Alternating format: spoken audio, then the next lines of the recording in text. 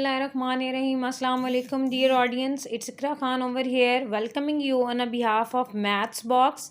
Today I'm here to proceed the lecture of FSC Pre-Engineering Mathematics. Today we will discuss chapter number 11, which is related to the periods.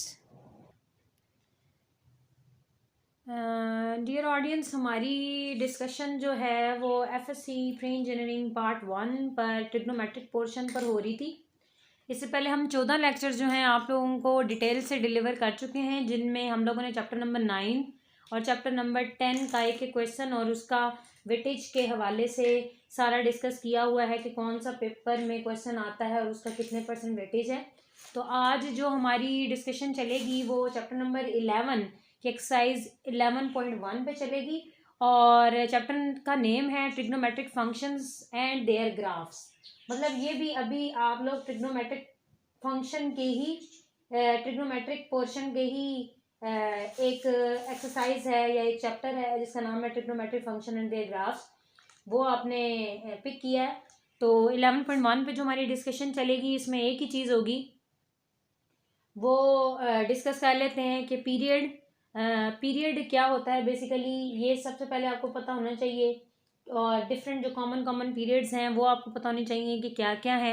तो चलते हैं बगैर time waste किए अपने lecture की तरफ. और रिक्वेस्ट मेरी उन लोगों से जिन्होंने अभी तक चैनल को सब्सक्राइब नहीं किया, प्लीज़ बेल आइकन को प्रेस कर दें ताकि इस चैनल की रीसेंट अपडेट से आप अवेयर रहें और आपका सिलेबस बेहतर तरीके से प्रोसीड किया हो जाए या किया जा सके. और जिन्होंने प्रीवियस लेक्चर्स नहीं लिए गए, डिस्क्रिप्शन में लिंक दिया गया है, वो वहाँ से गो थ्रू कर सकते हैं उसको.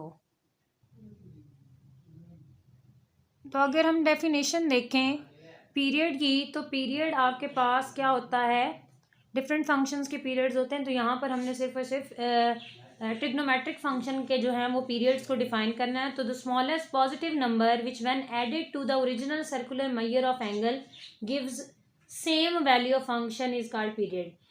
आम अल्फाज में एक ऐसा स्मॉलेस्ट पॉजिटिव नंबर होता है जब वो हम किसी ट्रिग्नोमेट्रिक फंक्शन के एंगल में ऐड करें तो उसके ऐड होने से कोई फ़र्क ना आए. तो ये इनको हम फंडामेंटल या प्रिमिटिव पीरियड कहते हैं. फॉर एग्जांपल मैं यहाँ पर कुछ लिखने लगी हूँ कि प्रिमिटिव पीरियड या fundamental period of different trigonometric ratios जो होती हैं उनकी क्या क्या हैं. तो वो ज़रा देखिएगा कि जो आपके पास साइन होता है, साइन, ठीक है, साइन ऑफ एक्स हो गया, कॉज ऑफ एक्स हो गया, और इनके जो रेसिप्रोकल होते हैं कोसेकेंट एक्स हो गया, ठीक है, और फर्दर मोर कॉज का जो रेसिप्रोकल होता है सेकेंट एक्स. इन सब के जो चारों के प्रिमिटिव पीरियड्स होते हैं वो होते हैं 2 पाई.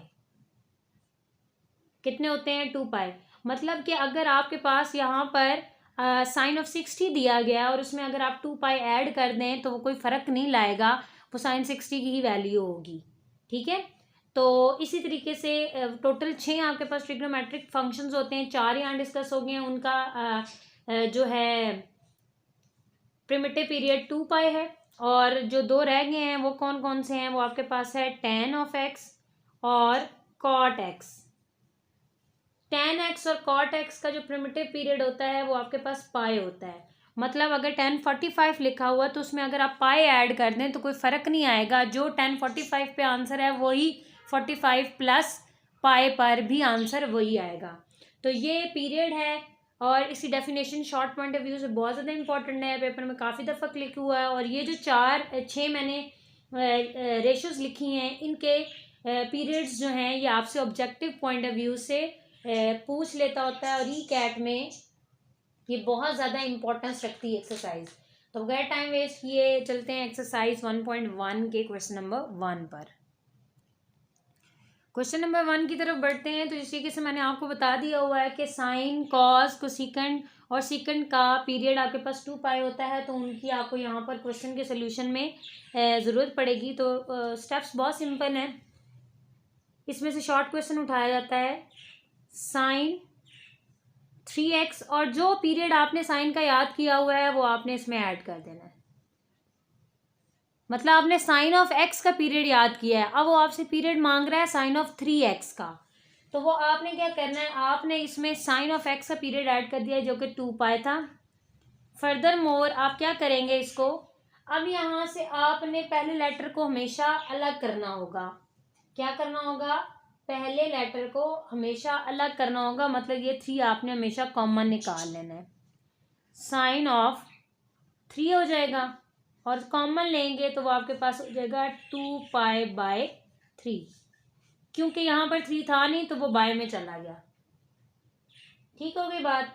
अब ज़रा यहाँ पर देखें कि यहाँ पर ये जो चीज़ होगी आपके पास, ये जो चीज़ जिसमें मैं टिक लगाने लगी हूँ, ये बेसिकली आपके पास पीरियड हो जाएगा किसका, ये पीरियड हो जाएगा sin 3x का। किसका पीरियड हो जाएगा, sin 3x का। तो हम यहाँ पर ये कह सकते हैं कि period of sin 3x is, यहाँ पर आपने लिखना है this implies that period of sin 3x। अच्छा, आपको पहले sin x का पीरियड पता था, क्वेश्चन में sin 3x का पीरियड मांग लिया है। Period of sin 3x is 2π/3। ये जो चीज़ आएगी वो आपके पास क्या हो जाएगी, पीरियड हो जाएगी इस क्वेश्चन का। ठीक होगी बात। तो यहाँ पर हम लोगों एक और मैं क्वेश्चन यहाँ पर सॉल्व आपको करवाऊंगी और उसके बाद मैं आपकी तवज्जो एक पॉइंट की तरफ लेके जाना चाहूँगी कि अगर ये क्वेश्चन इस तरीके से आ जाता, चलिए मैं अभी यहीं पर सॉल्व कर देती हूँ। इसी एक्सरसाइज का क्वेश्चन नंबर 13 है, ऑब्जेक्टिव पॉइंट ऑफ व्यू से भी डिस्कस कर रही हूँ कि अगर आपके पास ये चीज़ आ जाती sin 3x, ठीक है, तो इसको जब आप सॉल्व करते तो आप उसी तरीके से 3 एज इट इज़ लिखते, साइन और x की जगह अब आप इसका पीरियड ऐड करते जो कि 2π है। अब देखिए x बिल्कुल सेपरेट है, x पहले से ही अलग है, x के साथ कोई नंबर नहीं है। तो हम क्या कह सकते हैं, यहाँ पर जो आपके पास पीरियड है किसका, आपके पास पीरियड क्या बन गया है, this implies that period of 3 sin x is what, यहां पर लिखा हुआ 2π। अब गौरतलब बात यह है कि जब कभी भी आप फ्रंट पे नंबर मल्टीप्लाई करेंगे, कहां पर, फ्रंट पे नंबर मल्टीप्लाई करेंगे, उससे पीरियड पर कोई इफेक्ट नहीं आएगा। देखिए sin x का पीरियड 2π था, 3 sin x का भी पीरियड 2π ही आया है। मतलब स्टार्ट्स में अगर आपने किसी नंबर से मल्टीप्लाई किया है तो उससे पीरियड में फ़र्क नहीं आता, लेकिन जब आपने उसको एंगल के साथ मल्टीप्लाई किया है, मतलब sin 3x लिखा है, तो पीरियड क्या हो गया, 2π/3 हो गया है। इन शॉर्ट आप क्या करते हैं, पीरियड को डायरेक्ट अगर आपने MCQs बेस्ड निकालना हो तो आप क्या करते हैं कि अगर यहाँ पर 5x है तो आपने इसके पीरियड को 5 से डिवाइड कर देना होता है। अगर यहाँ पर 7x है तो इस मतलब साइन 7x का पीरियड क्या निकलेगा, वो आपके पास निकलेगा 2π/7। मतलब साइन का पीरियड जो 2π है उससे वो जो नंबर मल्टीप्लाई होगा वो डिवाइड हो जाता है। तो अब आपने यहाँ पर एक चीज़ सीख ली है कि जब एंगल में कांस्टेंट मल्टीप्लाई किया जाता है तो पीरियड पर फ़र्क पड़ता है, लेकिन जब स्टार्ट में आप मल्टीप्लाई करते हैं तो पीरियड पर कोई खातिर ख्वाह फ़र्क नहीं पड़ता, मतलब फ़र्क पड़ता ही नहीं है। 2π साइन एक्स का भी पीरियड 2π था और 3 sin x का भी पीरियड 2π ही है। तो ये बात याद रखनी है ऑब्जेक्टिव पॉइंट ऑफ व्यू से। चलिए अब हम इनके पीरियड्स आपको निकाल के दिखाते हैं। बहुत सिंपल है, cos ऑफ 2x है तो मैंने आपको कहा है कि 2x के साथ आपने क्या ऐड कर देना है, इसका पीरियड। cos का पीरियड होता है 2π, प्रिमिटिव पीरियड। अब आपने x को अलग करना होता है, मतलब 2 यहाँ से कॉमन आ जाएगा, x + y हो गया। तो ये जो चीज़ है ये आपकी क्या हो गई, आपने यहाँ पर लिख देना है, जो हर क्वेश्चन में तो मैं नहीं लिखूंगी, खैर, period of cos of 2x is pi, कि cos ऑफ 2x का पीरियड आपके पास क्या है, बेसिकली पाई है। सिमिलरली अगर आप नेक्स्ट क्वेश्चन पे चले जाएं, क्वेश्चन नंबर 3 पर, तो आपको पता है कॉट का पीरियड क्या होता है आपके पास, कॉट का पीरियड आपके पास पाई होता है। तो आपकी बार आपने 2π की जगह पाई ऐड करना है। यहाँ पर 2π cos की वजह से आया था, यहाँ पाई कॉट की वजह से आया है। अब आपने यहाँ से सेपरेट करना है इसको, तो 1/2 आप कॉमन ले लें, एक्स सिंपल हो गया, सेपरेट मतलब बिल्कुल अलग हो गया, और 1/2 यहाँ है नहीं तो यहाँ पर 2 पाई हो जाएगा। मतलब ये जो चीज़ है ये अब आपके पास पीरियड किसका हो गया, this is period of cot x/2 is what, that is 2 pi. Question number 4 की तरफ बढ़ते हैं। टेन का पीरियड आपको पता है क्या होता है, वो इसमें ऐड कर दें इसके एंगल में। 2 पाई आपने ऐड कर दिया। 4 आपने कॉमन निकालना है, 4 को आपने कॉमन ले लिया तो x प्लस 2 पाई बाय 4 हो गया।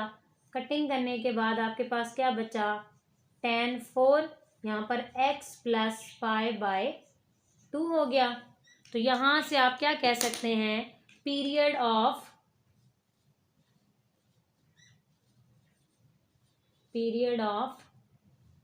tan 4x is pi by 2।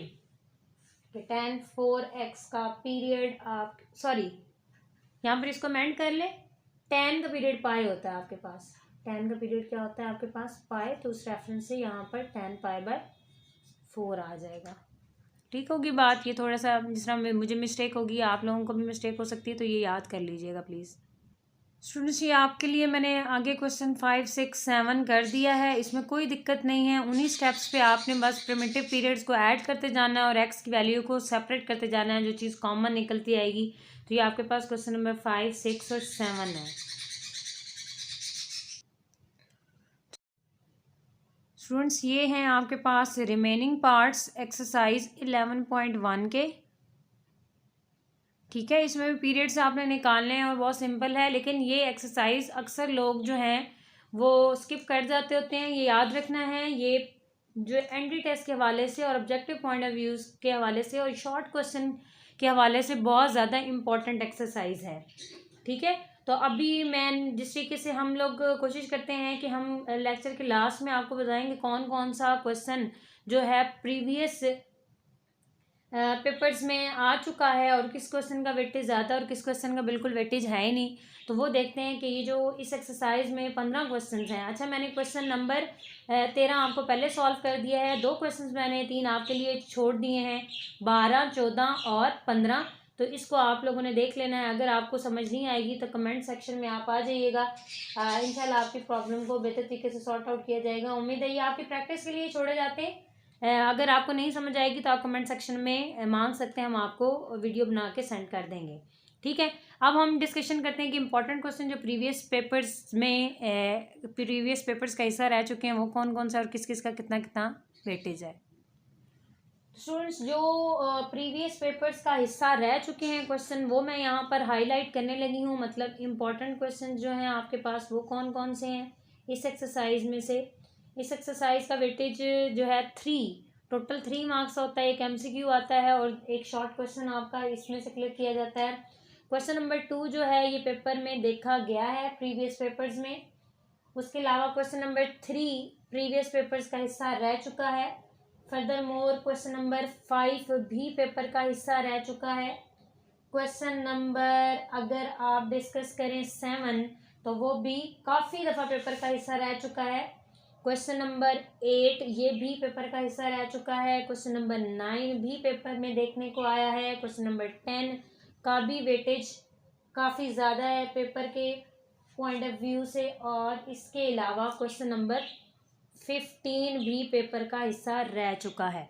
ये वो क्वेश्चन हैं जो प्रीवियस पेपर्स का हिस्सा रह चुके हैं। अब इनमें से भी जो मोस्ट इम्पॉर्टेंट क्वेश्चन है जो ज़्यादा दफ़ा आए हुए हैं वो क्वेश्चन नंबर 7 है, क्वेश्चन नंबर 8 है और क्वेश्चन नंबर 9 और 10।